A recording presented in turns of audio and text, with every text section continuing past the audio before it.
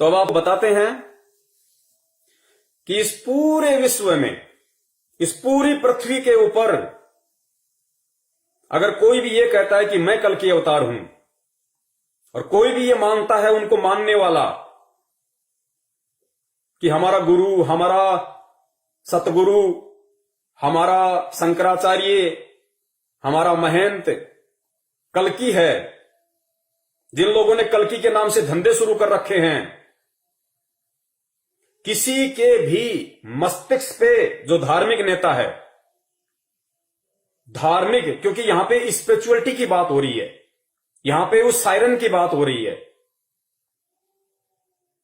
जो हिंदू धार्मिक नेता होगा, जो गुरु होगा, जिसके विषय में कहा जाता है कि वो कल्कि है, वो जन्म ले चुका है, कोई कहता है वो प्रकट हो चुका है, कोई कहता है वो अपना काम भी शुरू कर चुका है, उसकी सबसे पहली पहचान आप रूपा आनंद जी कह लीजिए, वैसे भविष्यवाणी तो नास्त्रेदमस जी की है, इन्होंने कॉपी की है, इनको नहीं पता था इन बातों का, तो उसकी पहचान इन्होंने बताई कि जो आंखों की दोनों बोहें हैं उनके मध्य वी का निशान होगा, अर्ध चंद्रमा का निशान होगा। तो अब वीडियो आगे जो बनने जा रहा है, अब यहां से मुझे सारे प्रमाण आप लोगों को दिखाने पड़ेंगे। मैं बहुत सारे लोगों का नाम बताऊंगा, लेकिन फिट किसके ऊपर बैठेगा ये आपने डिसाइड करना है।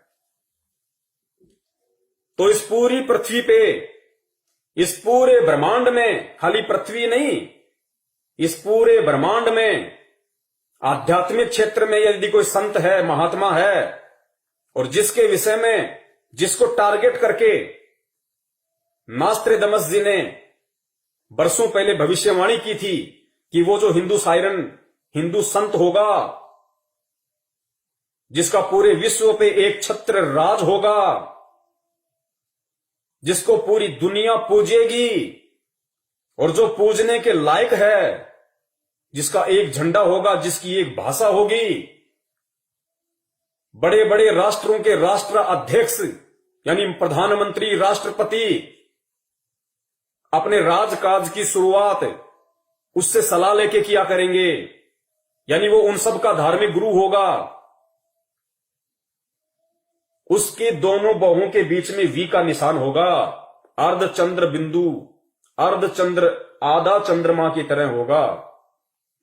और इस पूरे विश्व में अगर ये पहचान किसी आध्यात्मिक संत, महंत या गुरु के ऊपर फिट बैठती है, पूरे विश्व में वो केवल एक ही महापुरुष है।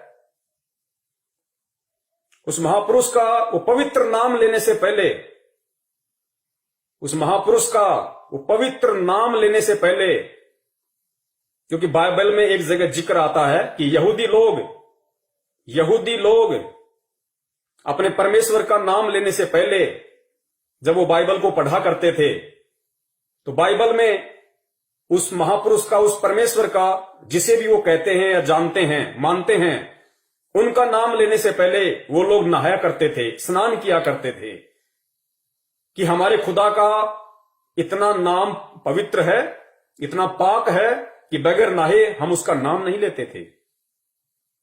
तो पुण्यात्माओं, जो पूरे विश्व की काया पलटेगा, विनाश के समय में उन आत्माओं को बचाएगा अपनी पावर से, जो प्राकृतिक आपदाओं को रोकने में समर्थ है, यूं हाथ कर देगा, अगर गिरता हुआ ग्लेशियर होगा वहीं टिक जाएगा, यूं हाथ कर देगा, सूरज अपनी जगह स्टेबल हो जाएगा। वो परम शक्ति है इस भारत देश की पवित्र भूमि पे। उस परम शक्ति का नाम लेने से पहले जितने भी आत्माएं उस परम सत्ता के संपर्क में हैं, मैं उन सभी से निवेदन करूंगा कि हम 2 मिनट के लिए उस वर्तमान के कल्कि अवतार, उस सुप्रीम, उस सायरन धार्मिक नेता, उस गॉड, परमेश्वर अल्लाह का वो पाक पवित्र नाम सोशल मीडिया के माध्यम से, इस इंटरनेट के माध्यम से देश दुनिया तक पहुंचाने के लिए, लोगों को बताने से पहले 2 मिनट के लिए हम उनके चरणों की वंदना करेंगे। हम मानसिक उनके चरणों की सेवा करेंगे। उनके चरणों के ऊपर मानसिक क्रिया से स्वच्छ जल डालकर नीचे एक स्वच्छ पात्र रखकर फिर हम उनके मानसिक क्रिया से उस चरणा अमृत का पान करेंगे। उसके बाद हम उस महापुरुष का नाम इस जुबान से पूरे देश और दुनिया को आज इस लाइव शंका समाधान के माध्यम से बताएंगे।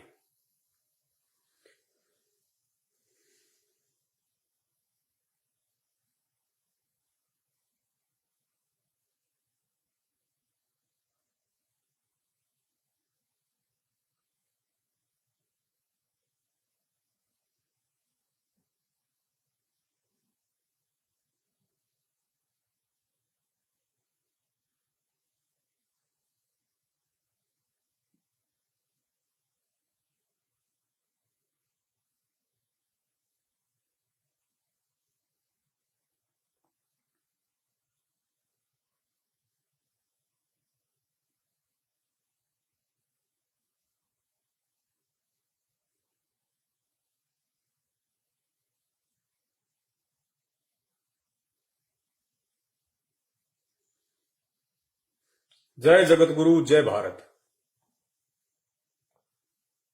तो पुण्यात्माओं, मेरे भाई और बहनों, आज का ये लाइव प्रोग्राम देखने वाले आप सभी मेरे मित्रों, मैंने पहले कहा था श्री रामचंद्र जी त्रेता युग में आए थे तो कोई जानवर बन के नहीं आए थे, इंसान के रूप में आए थे, सर पे सींग लगा के नहीं आए थे। लेकिन उस समय वो विष्णु जी थे, विष्णु जी के अवतार थे। लेकिन इतिहास उठा के देख लो, क्या त्रेता युग में जिस समय वे धरती पे मौजूद थे, क्या किसी ने उनको भगवान विष्णु का अवतार माना? क्या किसी ने उनको भगवान की दृष्टि से देखा? किसी ने नहीं देखा। लोगों ने उनके साथ में वैर भाव किया। खुद उन्हीं के परिवार की उनकी एक सौतेली मां ने अपने पुत्र भरत को राजगद्दी प्राप्त करवाने के लिए उनको 14 वर्ष का या 12 वर्ष का जो भी था, उनको वनवास दिलवा दिया, जंगल में भटकने के लिए मजबूर कर दिया। क्या खुद उनका परिवार, क्या खुद उनकी सौतेली मां उनको भगवान मान पाई? ये इस बात का सबूत है, प्रमाण है कि खुद उनके घर वाले ही उन्हें भगवान नहीं मानते थे। रावण अगर उन्हें परमात्मा मानता, भगवान मानता, विष्णु का अवतार मानता, तो रावण को यह भी पता होना चाहिए था कि भगवान विष्णु की पत्नी उसकी मां के समान है। लेकिन उस दुरात्मा ने श्री रामचंद्र जी को विष्णु भगवान का अवतार नहीं माना और सीता जी का अपहरण किया। अयोध्या वासियों ने केवल एक अच्छा राजा माना, भगवान नहीं माना। द्वापर युग में आ जाइए, श्री कृष्ण जी, क्या जिस समय वो धरती पे 200 वर्ष तक रहे, क्या किसी ने उनको भगवान माना? क्या किसी ने उनको विष्णु माना? क्या किसी ने उनको विष्णु का अवतार माना? जरासेन, काल्यावन, पूतना, पता नहीं कितने नाम आपको अच्छे से पता होगा। सबने उनके साथ में वैर भाव किया, लड़ाइयां की। खुद का मामा दुश्मन हो गया। क्या खुद का परिवार उन्हें परमात्मा मानता था, विष्णु का अवतार मानता था? नहीं माना। लेकिन आज इतने वर्ष बीत जाने के बाद घर घर में उनकी पत्थर की मूर्तियां बना के उनको पूजा जाता है। उनसे कुछ मांगने की दृष्टि से अगरबत्तियां जलाई जाती हैं, अरदास की जाती है, मन्नतें मांगी जाती है। लेकिन क्या आज वो आपकी मन्नतें पूरी कर देंगे? क्या मूर्ति आपकी मन्नतें पूरी कर देंगी? 21वीं सदी के इंसान हो, शिक्षित हो, टेक्नोलॉजी है, विचार करो। अगर आपके पेट में दर्द है, आपको हॉस्पिटल याद आएगी।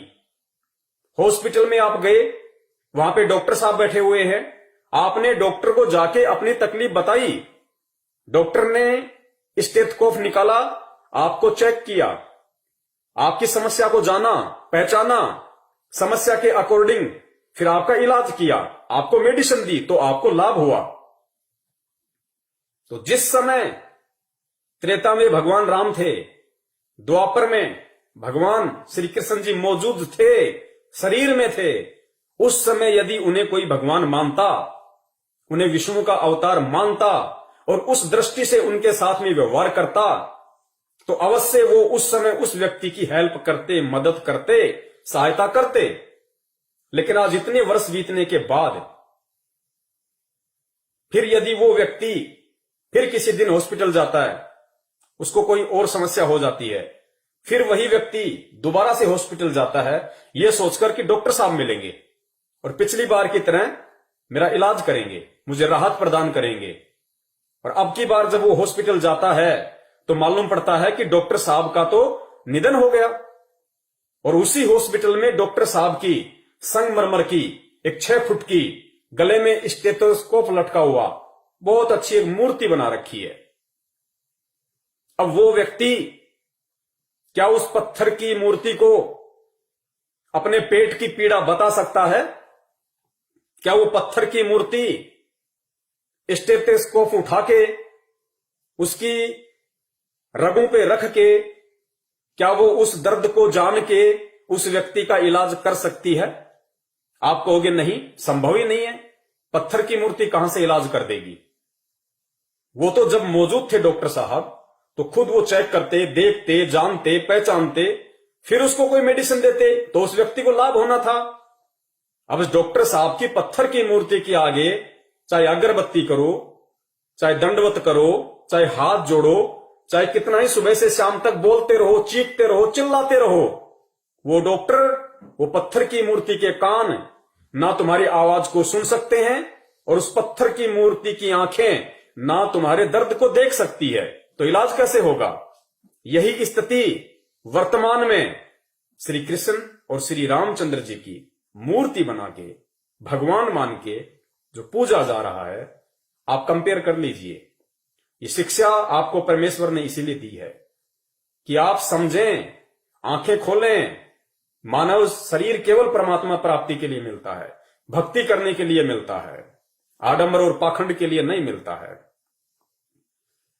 तो आज वो पत्थर की मूर्तियां हमें कदापि लाभ नहीं दे सकती।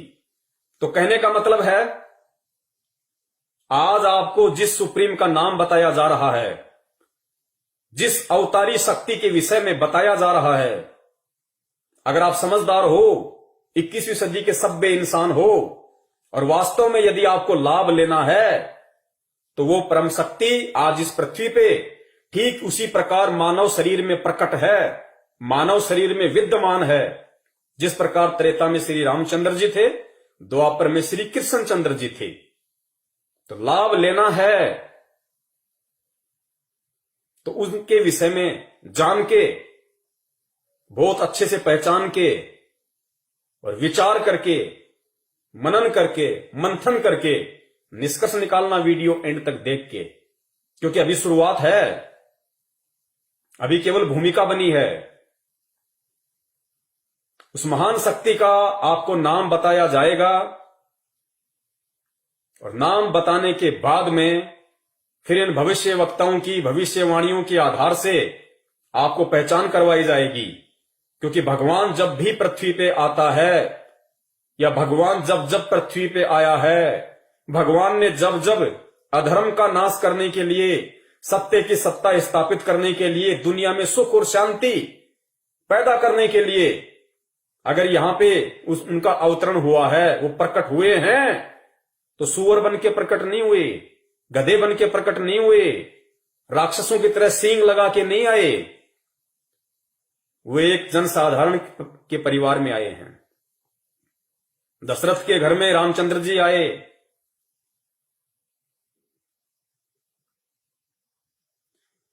और द्वापर युग में नंद जी के घर पे श्री कृष्ण जी आए। इसी प्रकार वो परम शक्ति जैसी लीला विष्णु अवतार उन महापुरुषों ने की, वैसी ही लीला एक जन साधारण की तरह वो परम शक्ति जो ब्रह्मा विष्णु महेश से असंख्यों गुना ज्यादा पावरफुल है, वो आज इस पृथ्वी पे मौजूद है, जिसका गुणगान चारों वेद करते हैं। गीता जी जिसकी महिमा का गुणगान करती है, वो महापुरुष आज इस पृथ्वी पे प्रकट है, जिसे इन भविष्य वक्ताओं ने कल्कि का नाम दिया है, वर्तमान समय वाले कल्कि का नाम, कि वो आ चुका है, अपना काम शुरू कर चुका है। और प्रथम पहचान के रूप में रूपा आनंद जी ने नास्त्रेदमस की भविष्यवाणी का हवाला देते हुए और उत्तराखंड के सभी साधु संतों की मीटिंग के बाद में जो पहचान बताई गई कि वो जो कल्कि होगा, जो महापुरुष होगा, जो अवतारी शक्ति होगी, जिसके बराबर कोई भी समर्थ नहीं होगा, उसके मस्तिष्क पे अर्धचंद्र का निशान होगा, वी का निशान होगा। तो वो परम शक्ति, वो महापुरुष, वो साइरन द ग्रेट, वो नास्त्रेदमस का हिंदू नेता, वो ब्रह्मा विष्णु महेश दुर्गा और काल का पालक, जो उनका भी पेट भर रहा है, और जो आज एक सामान्य व्यक्ति की भूमिका में इस भारत देश की पवित्र भूमि पे प्रकट है, उनके चरण कमल इस पृथ्वी को स्पर्श कर रहे हैं।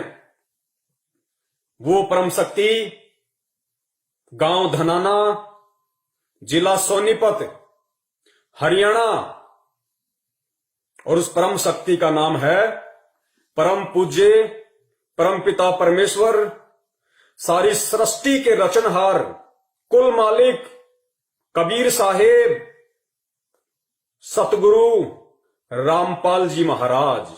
बंदी छोड़ सतगुरु रामपाल जी महाराज की जय हो। ये है वो परम शक्ति, वो अखिल ब्रह्मांड का स्वामी, वो जगत गुरु, वो नारायण, जिसकी कथाएं भगवान विष्णु को केंद्रित करके सुनी और सुनाई जाती हैं, जिसकी महिमा का गुणगान हिंदू धर्म के चारों पवित्र वेद करते हैं, मुसलमान भाइयों की कुरान शरीफ करती है, सिखों का गुरु ग्रंथ करता है। वो महापुरुष, वो परम शक्ति, वो परम सत्ता, वो साइरन द ग्रेट, वो भविष्यवाणियों में भविष्य वक्ताओं का कल्कि, वो सुप्रीम पावर, वो सुप्रीम गॉड, जिसे राम कह लीजिए, खुदा कह लीजिए, अल्लाह कह लीजिए, वाहि गुरु कह लीजिए, वो परम सत्ता परम पूज्य सतगुरु रामपाल जी महाराज जी हैं।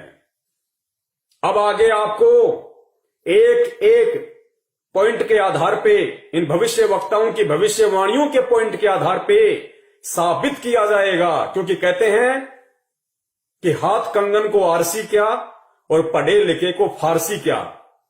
ये मैं नहीं कहूंगा, आप ही के भविष्य वक्ता, जिनको आप लोगों ने सुप्रीम बना रखा है, जिनके यूट्यूब पे वीडियो चलते हैं, जिन्होंने भविष्यवाणियां कर रखी हैं, और इन्हीं भविष्य वक्ताओं ने जो पहचान उस कल्कि को लेके की है, उस सुप्रीम को लेके की है, कि वो प्रकट हो चुका है।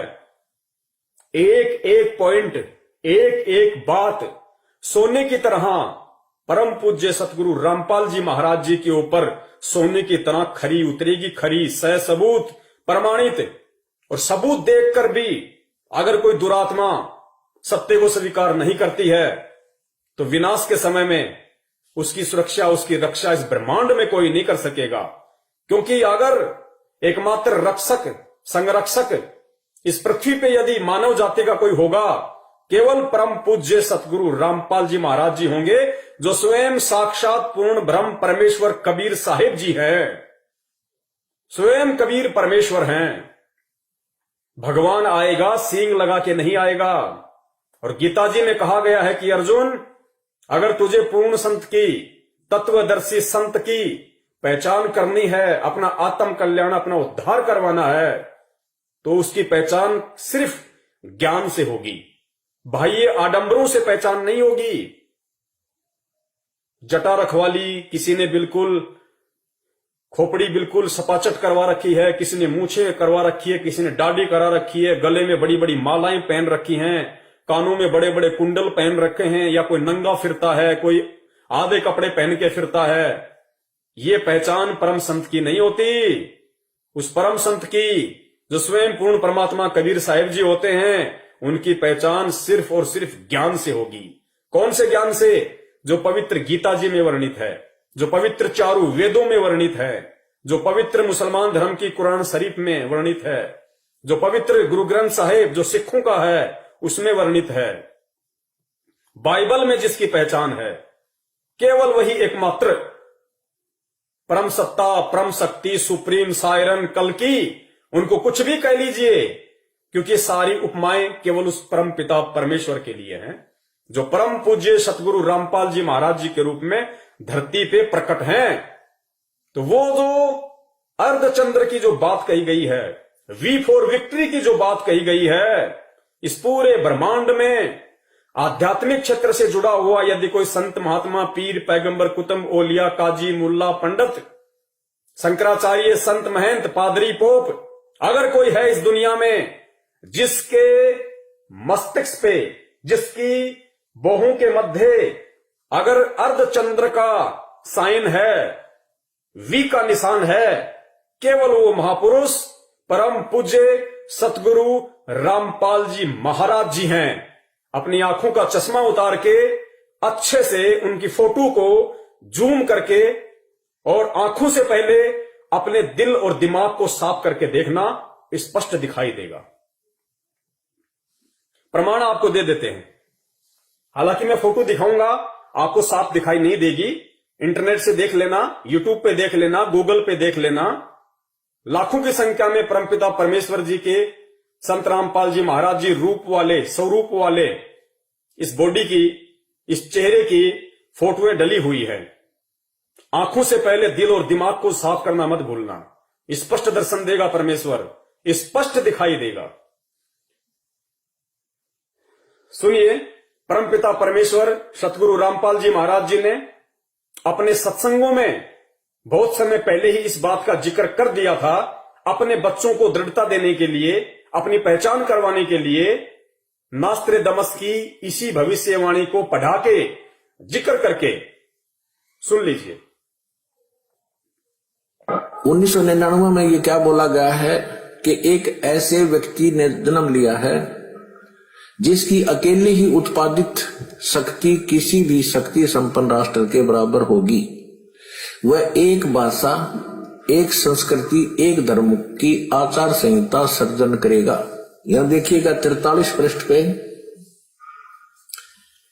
यह लिखा है कि दिव्य देहधारी पुरुष ने जन्म लिया है।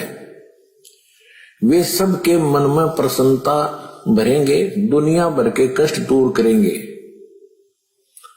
अन्यायी और अत्याचारियों को भी वह ठीक करेंगे। रात्रि के प्रथम पहर में जब मैं प्रगाढ़ निद्रा में होता हूं तो स्वप्न में एक दिव्य पुरुष को देखता हूं, दिव्य व्यक्ति को।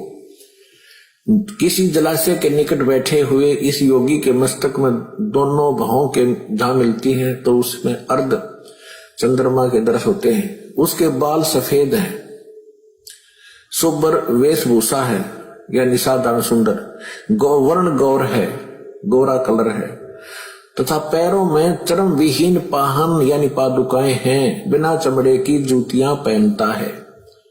आज तो हमने पूरे अनुयायियों से कोई बैन लगा रखा है कि चमड़े की जूती तुमने पहननी है नहीं, मैं तो पैरूं था कितने। देखिए, परमपिता परमेश्वर जी ने, जो दुनिया का सायरन है, दुनिया की नजरों में कल्कि है, महापुरुष है, उन्होंने अपने बच्चों को सत्संग के माध्यम से काफी वर्ष पहले ये संकेत कर दिया था, इशारा कर दिया था, नास्त्रेदमस जी की भविष्यवाणी का जिक्र करते हुए। उन्होंने जो अर्धचंद्र की बात अपने सत्संग में बताई है, लेकिन खुल के नहीं बताया, क्योंकि अब वो ये नहीं कहेंगे कि बच्चों मेरे मस्तिष्क पे अर्धचंद्र का निशान है। समझदार को संकेत काफी होता है। आगे नास्त्रेदमस जी ने कहा कि वो जो हिंदू संत होगा, वो जो सायरन होगा, वो चरम विहीन पादुकाएं पहनेगा। चरम विहीन मतलब बिना चमड़े के चप्पल और जूते पहनेगा। इस पूरे विश्व में केवल एक परम पूज्य सतगुरु रामपाल जी महाराज जी ही वो परम संत हैं जिन्होंने अपने जीवन में कभी भी चमड़े की किसी भी वस्तु का प्रयोग नहीं किया। क्यों नहीं किया? क्योंकि चमड़े की वस्तुएं जानवर को मार के, क्योंकि आज वर्तमान में ये एक बहुत बड़ा बिजनेस बन चुका है चमड़े का, और चमड़े को लॉन्ग लाइफ देने के लिए, लंबी जीवन देने के लिए जानवरों को जीवित ही किस प्रकार तड़पा तड़पा के उनकी खाल उतारी जाती है, जीव हत्या की जाती है। इसलिए परम पूज्य सतगुरु रामपाल जी महाराज जी ने ना कभी खुद चमड़े से बनी किसी वस्तु का जीवन में प्रयोग किया, और जब से वो आध्यात्मिक क्षेत्र में आके उपदेश करने लगे हैं, उन्होंने अपने किसी भी भगत को, शिष्य को, अनुयायी को चमड़े के जूते पहनने के लिए नहीं कहा। स्पष्ट अपने सत्संगों में, अपनी मर्यादाओं में उन्होंने अंकित किया हुआ है कि हमने चमड़े से बनी किसी भी वस्तु का प्रयोग नहीं करना है। ये चमड़े की बात उन्होंने स्पष्ट रूप से कही, और साथ ही ये कहा कि मैं तो खुद अपने भक्तों को चमड़े के जूते, बेल्ट, परस या कोई भी वस्तु प्रयोग करने के लिए मना करता हूं, तो मैं तो पहनता ही कहां। ये इन्होंने स्पष्ट यहां पे बोल दिया। लेकिन वो माथे में जो चंद्र वाला निशान है, वो नहीं कहेंगे सत्संग करते समय कि देखो बच्चों, वो मेरे मस्तिष्क के ऊपर है। वो संकेत है, समझने वाले समझ गए होंगे, वरना समय आने पे तो खुलासा होना ही होना था, जिस प्रकार इंटरनेट के माध्यम से आज हो रहा है। तो ये है वो परम शक्ति, ये है वो परम सत्ता, जिनके ऊपर इस देश दुनिया के प्रसिद्ध हो या सुप्रसिद्ध हो, छोटा हो या बड़ा हो, नामी हो या गिरामी हो, कोई भी भविष्यवक्ता हो, उनकी भविष्यवाणी का प्रत्येक पॉइंट अगर इस विश्व में किसी संत महात्मा के ऊपर फिट बैठेगा, तो केवल वो एक ही नाम है, परम पिता परमेश्वर सतगुरु रामपाल जी महाराज। ये दो भविष्यवाणियां जो रूपा आनंद ने जिक्र किया, मस्तिष्क के ऊपर अर्धचंद्र का निशान, वी फॉर विक्ट्री, केवल परम पूज्य सतगुरु रामपाल जी महाराज जी पे ही आपको ये निशानी मिलेगी। अन्य जितने भी संत महंत शंकराचार्यों के शिष्य भगत अगर ये प्रोग्राम देख रहे हो, तो आप अपने गुरुदेव के मस्तिष्क पे कभी आपको उनसे मिलने का मौका मिले, आराम से चश्मा उतार के देख लेना, आपको ये साइन नहीं मिलेगा। केवल उसी पे मिलेगा जो पूर्ण ब्रह्म परमेश्वर है, साक्षात कबीर देव है। दूसरा, नास्त्रोदामस ने चमड़े का जिक्र किया, तो ये भी केवल सिर्फ और सिर्फ उसी परम संत के ऊपर खरा उतरेगा, क्योंकि भविष्यवाणी बहुत समय पहले हो चुकी थी, और परमपिता परमेश्वर ने कभी भी चमड़े से बनी वस्तुओं का उपयोग नहीं किया। उल्टा अपने शिष्यों को भी प्रयोग करने से सीधा सीधा मना करते हैं कि अगर मेरी इन मर्यादाओं का कोई उल्लंघन करेगा, उसे मेरा शिष्य कहलाने का कोई अधिकार नहीं है। स्पष्ट तौर पे वे मना करते हैं कि मुझे आश्रम में भीड़ इकट्ठा नहीं करनी है। आगे चलते हैं, आगे देखिए, रूपा आनंद ने संत जय गुरुदेव जी की जिस भविष्यवाणी का जिक्र किया था, देखिए जय गुरुदेव जी की भविष्यवाणी इस पूरे ब्रह्मांड में, इस पूरी पृथ्वी पे अगर किसी आध्यात्मिक क्षेत्र से जुड़े हुए संत महात्मा गुरु से मिलती है, तो वो केवल एकमात्र परम पूज्य सतगुरु रामपाल जी महाराज जी हैं। 8 सितंबर 1971 को ये पूरी दुनिया जानती है, शाकाहारी बाल संघ जो पत्रिका है, आज से लगभग 50 वर्ष पहले जो छपने लगी थी, जय गुरुदेव पंथ के मेरे भाई बहन अच्छे से जानते होंगे इस बात को, कि संत तुलसीदास जी ने शाकाहारी बाल संघ एक पत्रिका निकाली थी, और उन्होंने जितनी भी भविष्यवाणियां की, वो भविष्यवाणियां उस समय उन पत्रिकाओं में लिखी जाती थी, उनका प्रचार प्रसार किया जाता था। और जय गुरुदेव जी की जो एक भविष्यवाणी है, उसके विषय में आध्यात्मिक क्षेत्र से जुड़े हुआ लगभग प्रत्येक व्यक्ति परिचित है। 8 सितंबर 1971 को उन्होंने क्या भविष्यवाणी की थी? उन्होंने कहा था कि जिस अवतारी शक्ति के विषय में मैं बार बार जिक्र करता हूं, जिसके विषय में मैं हर बार कहता हूं कि विनाश का समय आने वाला है, घोर कलयुग आने वाला है, उस विनाश के समय में यदि कोई बचाव करेगा, रक्षा करेगा, केवल वो अवतारी महापुरुष है, जिसका एक झंडा होगा, जिसकी एक भाषा होगी। एक झंडा और एक भाषा का मतलब क्या है? एक झंडे का मतलब है जिसका एक छत्र राज होगा, और एक भाषा का मतलब पूरे विश्व में केवल उसी का एक ज्ञान होगा, जिसका एक झंडा और जिसकी एक भाषा होगी। पूरे विश्व में केवल उसी का राज होगा और पूरे विश्व में केवल उसी का एकमात्र ज्ञान होगा। उसको कहते हैं एक झंडा और एक भाषा। तो 8 सितंबर 1971 को जय गुरुदेव जी ने सार्वजनिक तौर पे सत्संग करते हुए कहा था कि आज वो महापुरुष जिसके विषय में मैं बार बार जिक्र करता हूं, जो देश दुनिया की काया पलट करके रख देगा, आज वो महापुरुष 8 सितंबर 1971 को पूरे 20 वर्ष का हो चुका है। पूरे 20 वर्ष का एग्जिट। और अगर अभी से उसका पता बता दूं तो लोग उसके पीछे पड़ जाएंगे। अभी ऊपर से आदेश पता बताने का नहीं हो रहा है। तो पुण्यात्माओं, इस पूरे विश्व में जितने भी लोग किसी न किसी संत महंत महात्मा शंकराचार्य से जुड़े हुए हैं, चाहे वो किसी भी धर्म के हों, आप अपने गुरुदेव की डेट ऑफ प्रकट, क्योंकि हम डेट ऑफ बर्थ का जिक्र नहीं करेंगे, क्योंकि डेट ऑफ बर्थ उसकी होती है जो जीव होता है, जो मां के गर्भ से जन्म लेता है। और मां के गर्भ से जन्म लेने वाला जीव संज्ञा में होता है, वो प्राणी होता है, आप और हमारी संज्ञा में होता है। वो देश का उद्धार नहीं कर सकता, वो देश का तारणहार नहीं हो सकता, वो देश का मुक्तिदाता नहीं हो सकता। परम पुरुष महापुरुष केवल प्रकट होते हैं। लोगों को लगता है उन्होंने मां के गर्भ से जन्म लिया है, लेकिन वो जन्म नहीं लेते, क्योंकि परमेश्वर के गुणों में जन्म लेना नहीं है। ये वेद महिमा का गुणगान करते हैं, गीता इस महिमा का गुणगान करती है। परम पुरुष महापुरुष सायरन स्वयं वो कबीर परमेश्वर होता है। और वो कबीर परमेश्वर जब इस पृथ्वी पे प्रकट होता है किसी भी साधु संत के रूप में या जिंदा महात्मा के रूप में, केवल प्रकट होते हैं।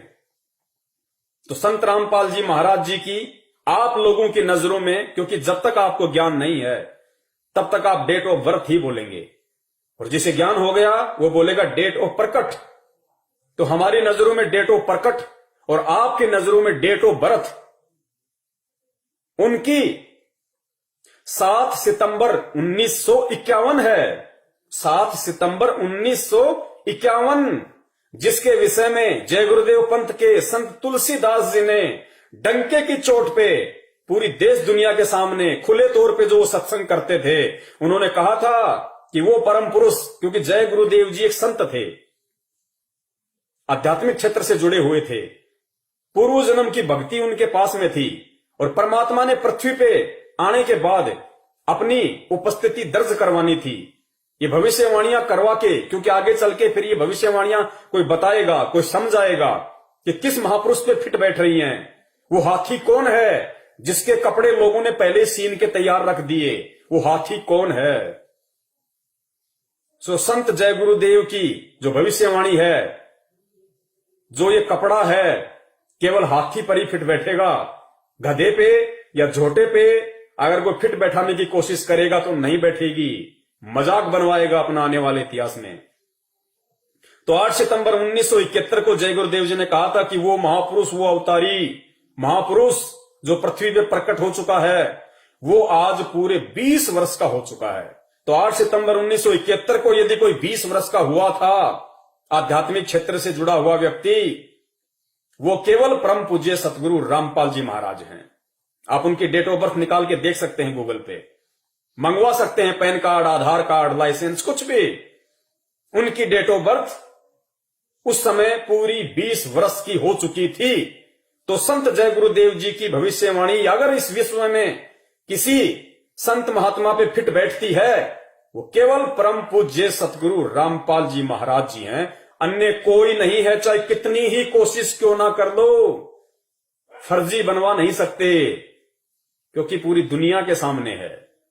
अब कोई पलट नहीं सकता, क्योंकि सबके डेट ऑफ बर्थ पूरी दुनिया के सामने है। इसलिए जो समझदार व्यक्ति होगा, जो बुद्धिमान व्यक्ति होगा, जो परमात्मा प्रेमी आत्मा होगी, उसको ये सारे प्रमाण और किस व्यक्ति पे फिट बैठ रहे हैं उसको स्वीकार करने चाहिए, स्वीकार कर लेने चाहिए और अपना आत्म कल्याण उस महापुरुष की शरण में आके करवा लेना चाहिए। अब सुनिए परम पूज्य सतगुरु रामपाल जी महाराज जी का एक छोटा सा सत्संग, जिसमें उन्होंने जय गुरुदेव पंथ के संत तुलसीदास जी की उस भविष्यवाणी को उन्हीं की शाकाहारी पत्रिका से पढ़ के बनाया, सुनाया है। सुनिए।